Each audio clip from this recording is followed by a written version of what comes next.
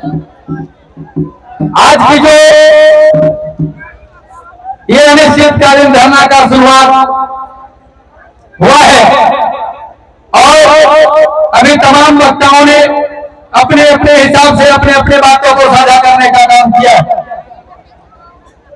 वनाधिकार कानून 2006 नियम 2008 के संशोधन नियम 2012 के तहत जो केंद्र सरकार ने जंगल से आश्रित यहाँ के आदिवासी मूलवासियों को जंगल से जिनका जीविका चलता है वैसे आदिवासियों को वैसे मूलवासियों के लिए केंद्र सरकार ने अनुसूचित जनजाति एवं अन्य परंपरागत वन निवासी वन अधिकारों की मान्यता अधिनियम 2006 इस वन अधिकार कानून 2006 के तहत केंद्र सरकार ने जो 3 महत्वपूर्ण अधिकार ग्राम सभा को दिया है। नंबर 1, पहला वन अधिकार कानून का धारा 3(1) का उपधारा 2 के तहत जो अनुसूचित जनजाति एवं अन्य परंपरागत वन निवासी जो जंगल में रहते हैं, जंगल से जिनका जीविका चलता है, जो मकान बनाकर रह रहे हैं या पूर्वजों से मिट्टी काटकर खेत बनाकर खेती करते आ रहे हैं, वैसे परिवार को पति पत्नी के नाम से वनाधिकार प्रमाण पत्र देने का प्रावधान वनाधिकार कानून का धारा 3(1) का उपधारा 2 में लिखता है। नंबर 2, हमारे गांव सीमा के वन क्षेत्र के अंदर जो भी प्राकृतिक संसाधन है, जो वनोपज है, चाहे फल फूल कंदमूल जड़ी बूटी मिट्टी मोर बालू पत्थर खनिज संपदा जो प्रकृति ने बनाकर हमारे पूर्वजों को दिया है, वैसे ग्राम सभा के लोगों को इस वनाधिकार कानून का धारा 3(1) का उपधारा 2 में लिखता है कि यहाँ के आदिवासियों को, यहाँ के मूलवासियों को निजता का अधिकार, जिसको हम मालिकाना अधिकार कहा जा सकता है। भारत सरकार ने उस ग्राम सभा के लोगों को इस वनाधिकार कानून का धारा 3(1) का उपधारा 2 के तहत ग्राम सभा को मालिकाना अधिकार, मालिकाना राइट दिया गया है। नंबर 3, वनाधिकार कानून का धारा 3(1) का उपधारा 2 में लिखता है कि हमारे गांव सीमा वन क्षेत्र के अंदर जो भी प्राकृतिक संसाधन है, जो भी प्राकृतिक वनोपज है, उसको संरक्षण, संवर्धन, पुनर्जीवित और उसको प्रबंधन करने का अधिकार ग्राम सभा को है। अभी वन विभाग के लोग जो 1865 से जंगल का संवर्धन, प्रबंधन करते आ रहे हैं, आज उन लोगों को लग रहा है कि हमारा जागीर छीना जा रहा है। ये आपका जागीर नहीं है, ये हमारे पूर्वजों का जागीर था और है और जागीर रहेगा, ये कानून कहता है। चाहे आप CMT एक्ट कानून 1908 को निकाल करके देखें, आप पेशा कानून का धारा 4 को निकाल करके देखें, या बहुत सारे मुखिया, पंचायत समिति, वार्ड मेंबर, जिला परिषद होंगे, वैसे पदाधिकारियों को ये नियम और कानून बताने का काम करें कि पेशा कानून का धारा 4 में भी इसका जिक्र है कि हमारे गांव में जो भी संसाधन है उसका मालिक हमारा ग्राम सभा है। आप CMT एक्ट कानून 1908 की बात करें, CMT एक्ट कानून का 1908 के धारा 46 में इसका जिक्र है कि हमारे यहाँ के आदिवासी, यहाँ के मूलवासियों को उसका पुश्तैनी जमीन से उसको कोई बेदखल नहीं कर सकता है। ये CMT एक्ट कानून का धारा 46 कहती है, मैं नहीं कहता हूँ। यहाँ के जिला प्रशासन से लेकर के जितने भी अनुमंडल से लेकर के अंचल तक के पदाधिकारियों से मैं कहना चाहता हूँ कि हमारे देश में, हमारे झारखंड में समता जजमेंट जैसे कानून बना, CMT एक्ट कानून 1908 जैसे कानून बना, SPT एक्ट जैसे कानून बना, पेशा कानून 1996 जैसे कानून बना, फॉरेस्ट एक्ट अधिनियम 2006 जैसे कानून बना। ये कानून केंद्र सरकार ने हमारे यहाँ के आदिवासियों के लिए, यहाँ के मूलवासियों के लिए ये कानून बनाया, लेकिन आज जिसके लिए सरकार ने खसी काटा, आज वो पूछ के लिए रुका हुआ है। ये कौन इसका जवाब देने वाला है या इसका जिम्मेवार कौन होगा? ये चीज हम लोगों को जिला प्रशासन को बताना होगा। मैं ये जानना चाहता हूँ, हमारे गौरिया विधानसभा क्षेत्र के विधायक माननीय डॉक्टर राममनोहर महतो जी ने इस बात को कई बार विधानसभा में उठाने का काम किए और आज सड़क से सदन तक हम लोगों ने एक लिखित कि हम लोगों ने 6/11/2023 को अनिश्चितकालीन धरना पर हम लोग रोड में उतरेंगे। इसकी सूचना वन प्रमंडल पदाधिकारी, 4 उपायुक्त महोदय बोकारो, अनुमंडल पदाधिकारी तेनुघाट और एसएसपी महोदय बोकारो को, मुख्यमंत्री महोदय, वन मंत्री झारखंड सरकार, अनुसूचित जनजाति कार्य मंत्री भारत सरकार को भी इसका लिखित सूचना दिया गया। महोदय, सभी महोदयों को ये लिखित सूचना देने के बाद आज बोकारो जिला ग्राम सभा मंच ये घोषणा करके, सभा को सूचना दे करके आज रोड में अनिश्चितकालीन धरना पर उतरे हुए हैं। और ये बोकारो जिला प्रशासन से ग्राम सभा मंच की खुली घोषणा है कि जब तक बोकारो जिले के 200 ग्राम सभा के लोगों का सामुदायिक अधिकार का दावा और सामुदायिक वन संसाधनों का संरक्षण, संवर्धन, पुनर्जीवित उसको प्रबंधन करने का अधिकार का दावा जो अनुमंडल अधिकार समिति के अध्यक्ष अनुमंडल पदाधिकारी तेनुघाट के समक्ष जो जमा किया गया है, अगर इसका जिम्मेदारी, इसका जवाब देने का काम ग्राम सभा को कोई निष्पादन कर और अविलंब भूमि का पट्टा देने का वादा नहीं करते हैं, तब तक बोकारो जिला ग्राम सभा के मंच के लोग अनिश्चितकालीन रोड पर रहने का काम करेंगे। आज बोकारो जिले के 8 प्रखंड के विभिन्न ग्राम सभा के लोग कमर कसकर और रोड पर उतरने का काम किया है। शर्म आनी चाहिए जिला प्रशासन को कि जिनके लिए उनको कुर्सी पर रखा गया, चाहे उपायुक्त महोदय हो, अनुमंडल पदाधिकारी महोदय हो या वन प्रमंडल पदाधिकारी हो, इन लोगों को इस कुर्सी पर, आप लोगों को जानते होंगे आप लोग कि उपायुक्त का जो कुर्सी होता है, आईएएस का जो कुर्सी होता है, आईएएस का जो पद होता है, वो हमारे देश का सर्वोच्च पद होता है। और आज एक आईएएस अफसर का बात एक कर्मचारी मानने के लिए तैयार नहीं है, एक अनुमंडल पदाधिकारी का बात एक अंचल पदाधिकारी मानने के लिए तैयार नहीं है, एक वन रक्षी मानने के लिए तैयार नहीं है। क्या हमारे देश की इस लोकतंत्र का क्या होगा, इसको जानने की जरूरत है। दोस्तों, आज अगर यदि देखा जाए तो हमारे देश में, हमारे देश के 543 संसद बैठक के कानून बनाते हैं, 543 संसद दिल्ली में बैठक के कानून बनाते हैं और राष्ट्रपति का निर्णय लेने के बाद न्यायपालिका और कार्यपालिका को इस कानून को इम्प्लीमेंट करने का निर्देश दिया जाता है। लेकिन आज हमारे न्यायपालिका के लोग या कार्यपालिका के लोग आज भारत सरकार का कानून को भी मानने के लिए तैयार नहीं है। ये हमारा देश का लोकतंत्र है, इस लोकतंत्र को जानना होगा। हम ये कहते हैं कि हमारा देश आजाद हुआ है, कैसी आजादी मिला हमारे देश को?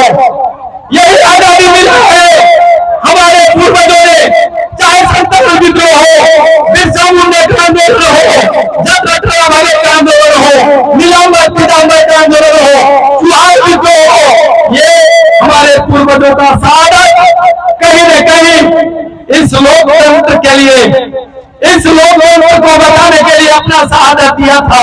और आज हमारा झारखंड जो बिहार से झारखंड बना, झारखंड बनने के बाद हमारे जितने शहीदों ने अपना शहादत दे करके और ये झारखंड को अलग झारखंड का राज लिया, क्या हमारे यहाँ के झारखंड के जितने भी झारखंडी हैं, यहाँ के आदिवासी हैं, यहाँ के मूलवासी हैं, जिस आशा और उम्मीद के साथ हम लोगों ने अपना, हमारे पूर्वजों ने शहादत दे करके अलग झारखंड राज लिया।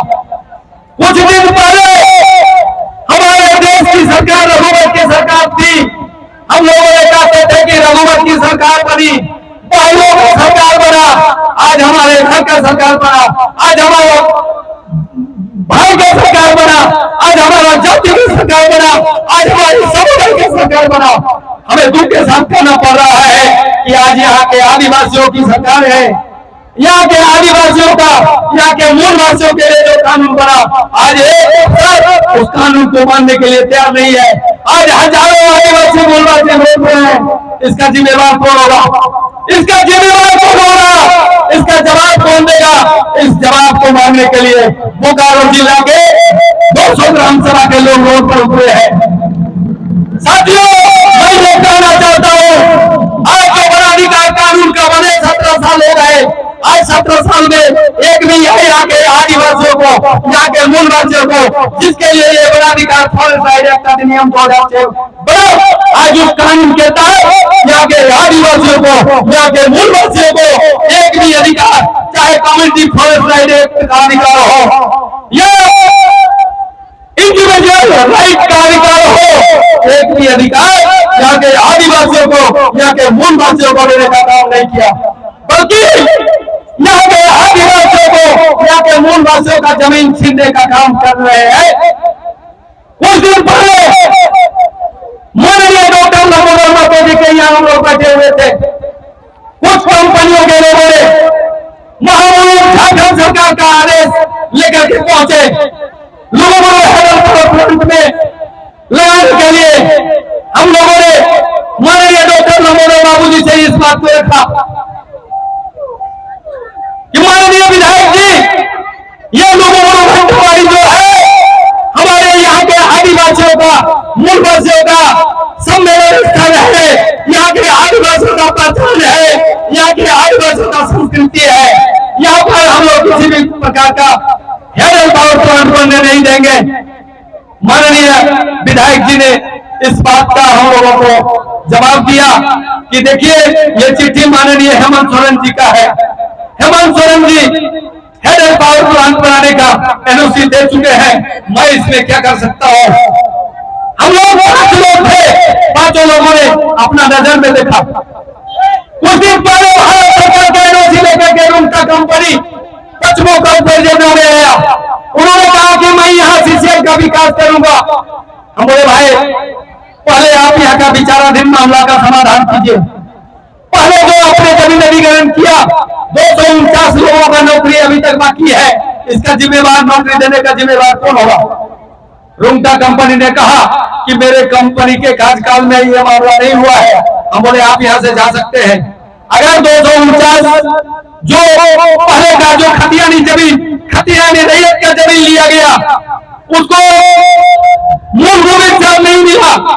आप जानते हो सीएनटी एक्ट कानून का धारा 49 में लिखता है कि विकास के नाम पर जमीन अधिग्रहण किया जा सकता है, लेकिन वही सीएनटी एक्ट कानून का धारा 49 का धारा 50 में खंडन किया गया कि जिस गांव के, जिस समुदाय के या जिस परिवार के लोगों को विकास के नाम पर विस्थापित किया जाएगा, वैसे परिवार को उसको आवास मिलनी चाहिए, उसको नौकरी मिलनी चाहिए, उसको मूलभूत सुविधा मिलनी चाहिए।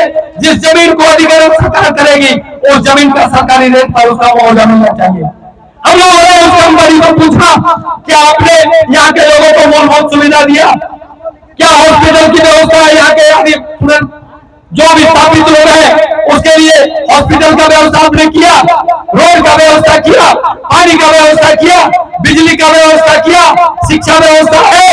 बोला कि अभी तक मैंने नहीं किया। तो फिर सरकार ने जिस कानून को बनाया, जिस कानून के तहत जमीन अधिग्रहण किया गया, उस कानून के तहत सरकार के द्वारा जो विकास योजनाएं चलाना चाहिए, वो विकास योजना आज नहीं चल रहा है। मैंने पूछा इसका जिम्मेवार कौन होगा? आप आए हैं सीसीएल का विस्तार करने के लिए। यहाँ का जो आदिवासी है, यहाँ के जो मूलवासी है, जिनका जमीन छीना गया, उनको आज तक आप नौकरी नहीं दे पाए, उसको आप मुआवजा नहीं दिए, उसको मूलभूत सुविधा नहीं दिए। आपने क्या किया? ये हमारे झारखंड की स्थिति है। कुछ दिन पहले हमारे बगल पड़ोसी गांव में आपका रिचार्डी में वहां भी कंपनी आया, हम भी सीसीएल का विस्तार करेंगे, हम लोगों को नौकरी देंगे, हम लोगों को ये करेंगे, हम लोगों को वो करेंगे। अरे भाई, पहले विकास के नाम पर जो आपने जमीन अधिग्रहण किया, मैंने उस कंपनी के लोगों को पूछा कि विकास के नाम पर आपने जो जमीन अधिग्रहण किया, विकास कहाँ खो गया? कहाँ है विकास? किसका नाम है विकास? कहाँ विकास उसका जवाब यहाँ के ग्रामीणों को दो, उसके बाद अगला विकास यहाँ पैदा होगा।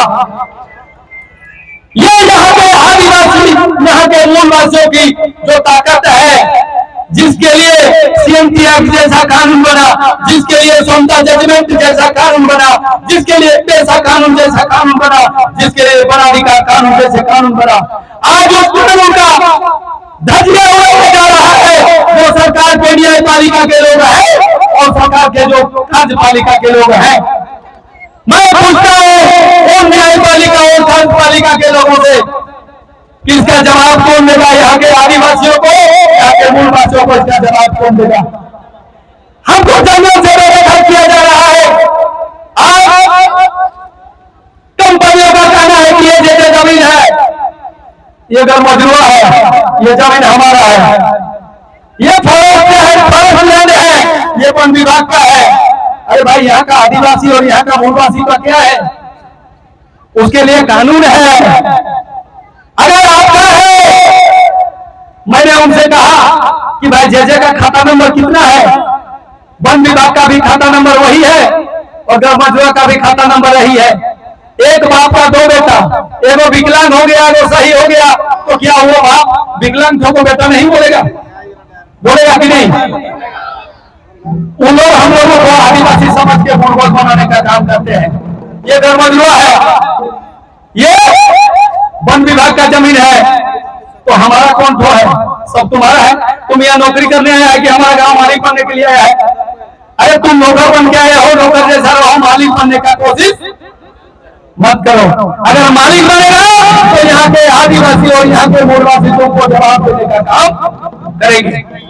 यही चंद बातों के साथ मैं अपनी बातों को विराम करता हूँ। आगे जो जितने भी हमारे साथी हैं, हम लोग रोड पर सीधे बैठ जाएं और जब तक हम लोगों का मांग पूरा नहीं होगा, हम लोग यहाँ से हिलने का काम नहीं करेंगे। धन्यवाद।